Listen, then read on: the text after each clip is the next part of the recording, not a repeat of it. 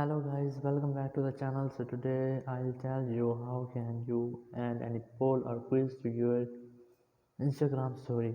So let's start it. You just have to click this icon on your feed, or you can scroll it to the left and then click on this, choose the picture to your gallery, and then click on this sticker icon on the top corner, top edge of your screen.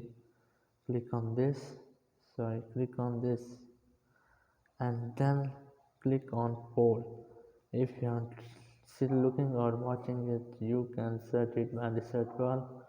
Click on poll, and here you can add a question, quiz, or poll. And here are their options. Option 1 and 2, you can add this manually to engage your followers. So guys, thank you very much for watching the video. Please, until next video, bye bye.